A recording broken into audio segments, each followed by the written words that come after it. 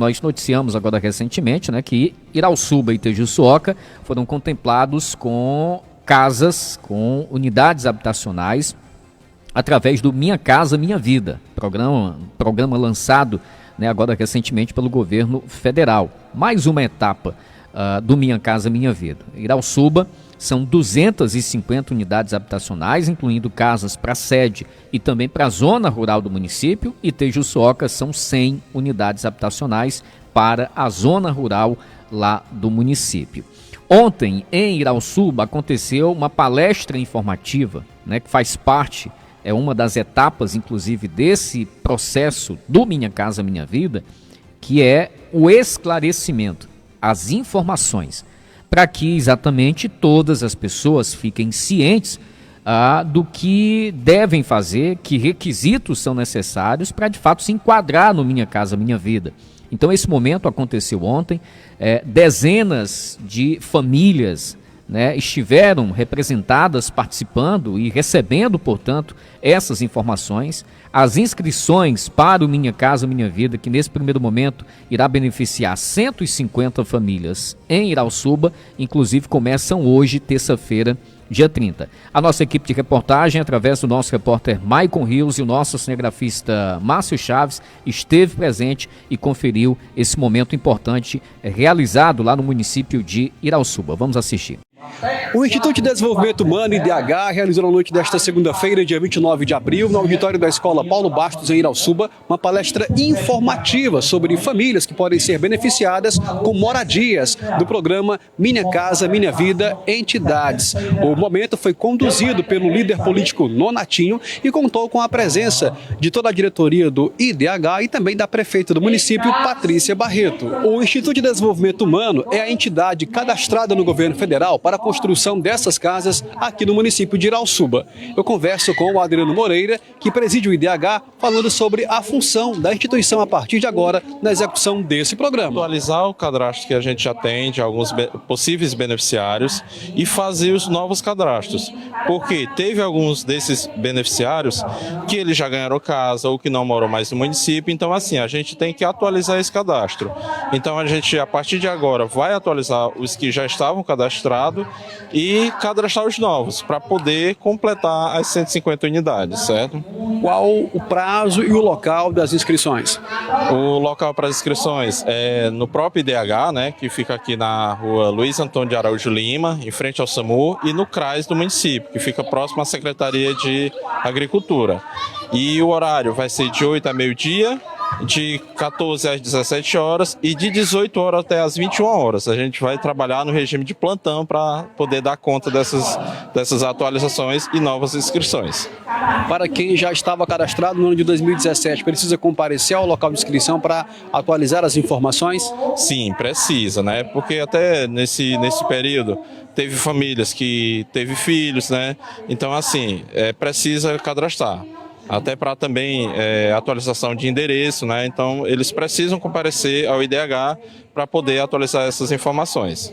Dia 1º de maio, feriado. Haverá atendimento normalmente? Com certeza, nós iremos trabalhar em regime de plantão, inclusive até no feriado, para poder a gente atender essas pessoas que vão buscar por atendimento, né? Por essas atualizações cadastrais. A prefeita Patrícia Barreto também participou dessa palestra. Ela conversou com nossa reportagem sobre a parceria entre município e IDH na execução desse programa.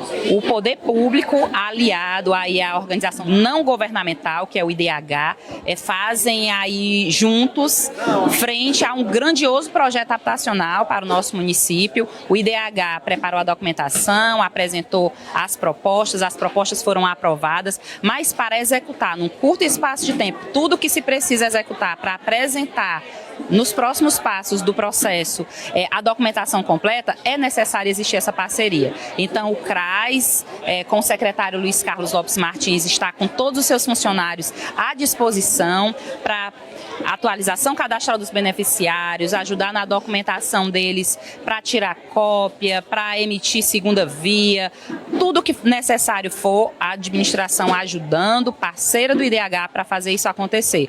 Como aqui foi informado em palestra, nós vamos funcionar em 3 turnos, né, a partir de amanhã, terça, quarta e quinta-feira, manhã, tarde e noite, para fazer a atualização cadastral desses beneficiários, porque há muitos passos a partir da atualização cadastral que precisam ser dados e por isso toda a pressa, toda a correria, porque ninguém sabe quanto de recurso poderá ser contingenciado lá na frente. Então, para garantir que nós estaremos com o nosso projeto sendo contratado, a gente quer chegar primeiro na fila. Nonatinho foi a pessoa indicada pelo IDH para conduzir essa palestra informativa. Ele conversou conosco sobre, inicialmente, quais serão as famílias beneficiadas por esse programa. Todas as famílias cuja renda familiar bruta não ultrapasse R$ 2.600 podem se inscrever no programa.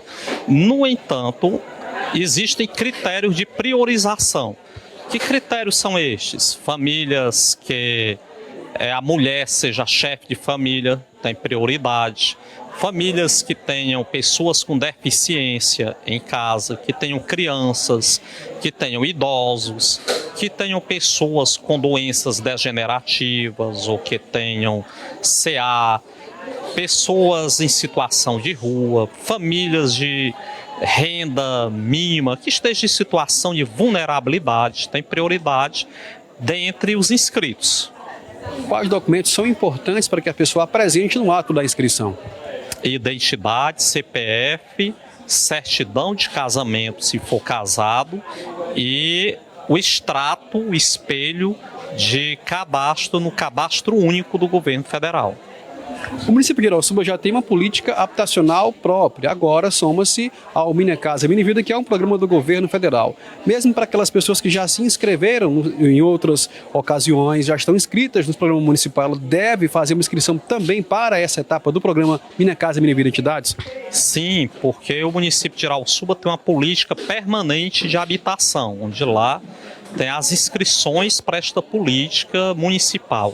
No entanto, trata-se deste um programa específico do governo federal que tem um cadastro próprio, tem regras próprias, portanto, tem que fazer o cadastramento específico para esse programa que vai do dia 30 ao dia 2 de maio. A partir de agora, da etapa das inscrições, quais são as etapas que se sucedem após as inscrições?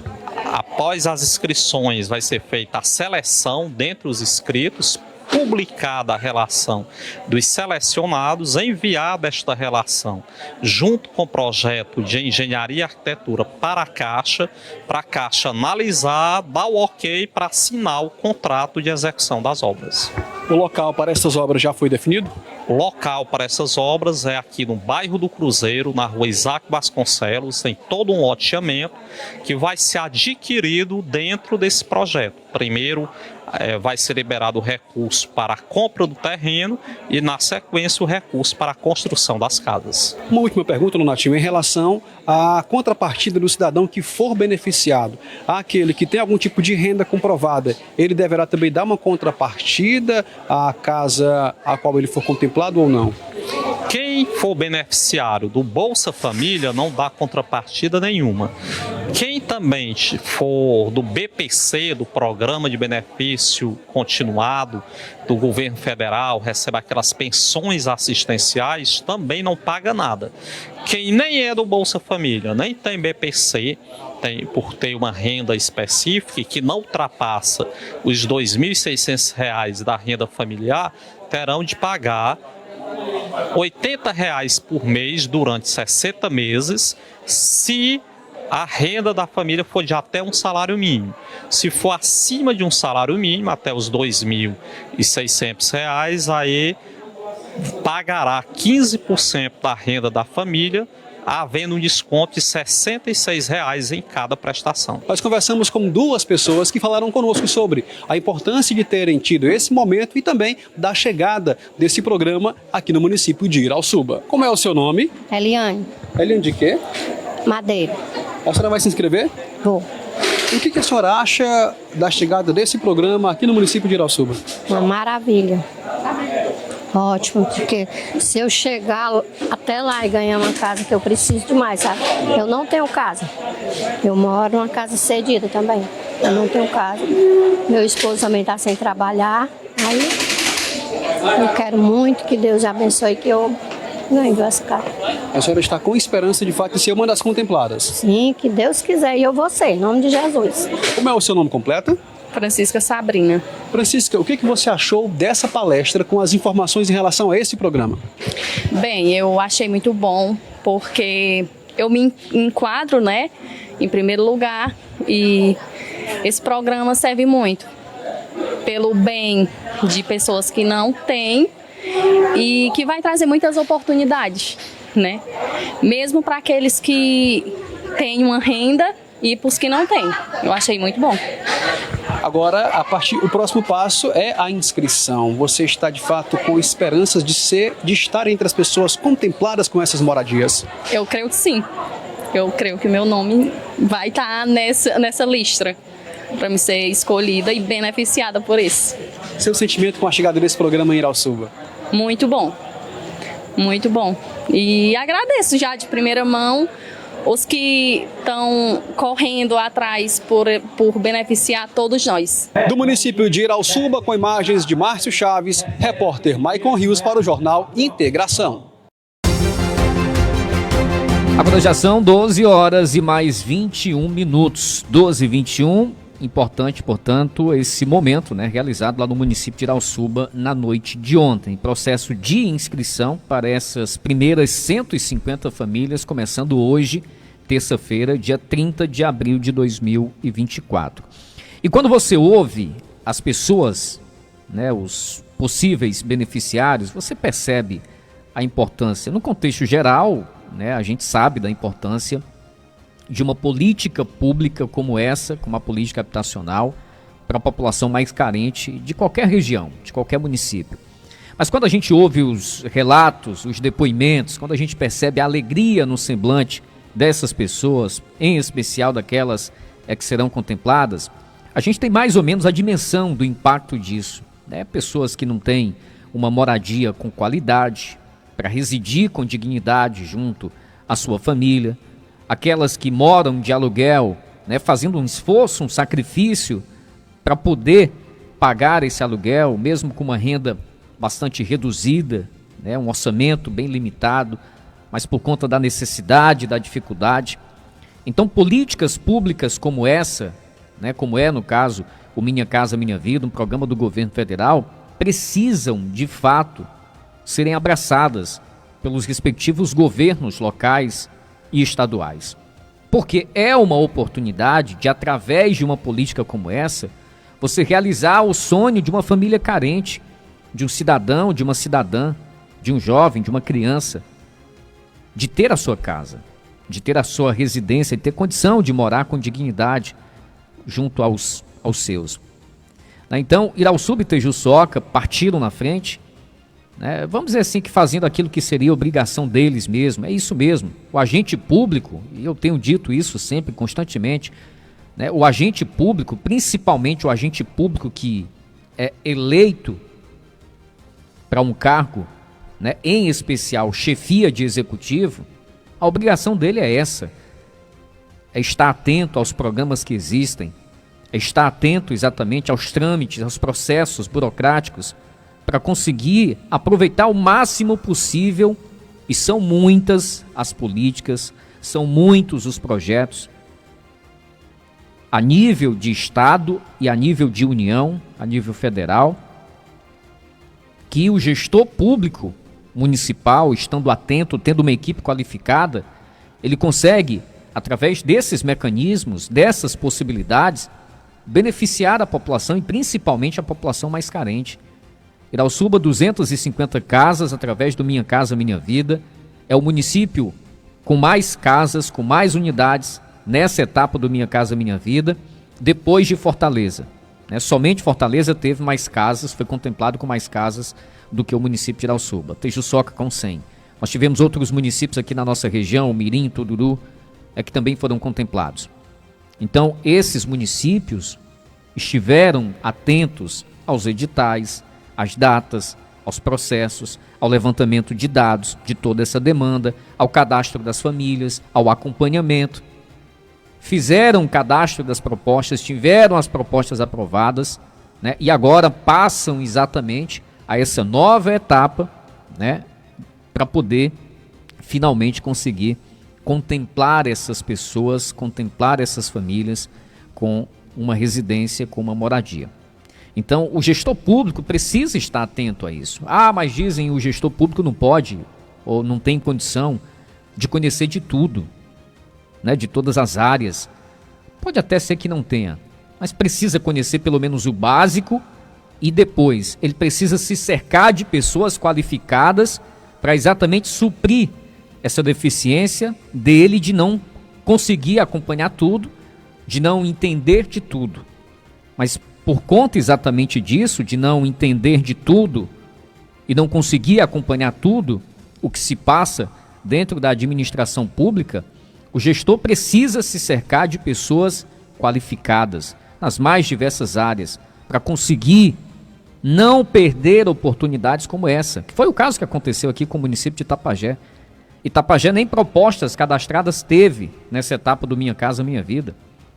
Itapajé que tem um déficit habitacional imenso, né? Quantas e quantas são as famílias que têm necessidade de uma moradia? Nesse momento mesmo, acredito que ouvindo aqui o nosso Jornal Integração, quantas e quantas são as famílias, quer seja na zona urbana, na sede aqui do município, ou na zona rural do município, que não têm a sua moradia própria, que residem em moradia com condições inadequadas de oferecer pelo menos o mínimo de conforto, né, para esses entes que residem nesse local. Quantas famílias que passam dificuldades, mas que mesmo diante dessa dificuldade precisam se virar nos 30, nos 60, nos 90 para conseguir pagar um aluguel. Quantas pessoas que estão nesse momento, por exemplo, ameaçadas de despejo, porque não tiveram ainda condição de pagar o seu aluguel. Então você tem uma oportunidade como essa do Minha Casa Minha Vida e de repente o município passa batido, desperdiça, joga fora uma oportunidade. Isso nada mais é do que exatamente falta de competência no gerenciamento administrativo do município. Porque, repito, e eu entendo, o gestor público de fato talvez seja, né, uma situação quase que sub-humana, ele conseguir realmente dominar todas as áreas, né, da administração pública, entender de tudo, da saúde, do desenvolvimento econômico, da agricultura, assistência social, enfim.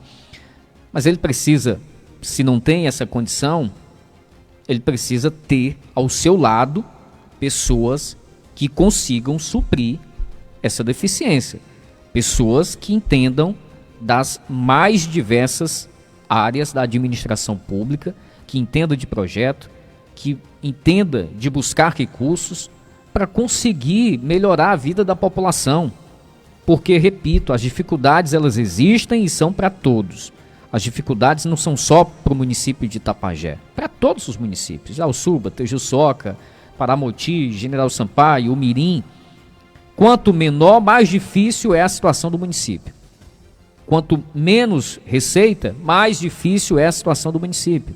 E aí como é que você consegue exatamente ultrapassar essa dificuldade, ultrapassar esses obstáculos? É tendo uma equipe qualificada de gestão, de governo.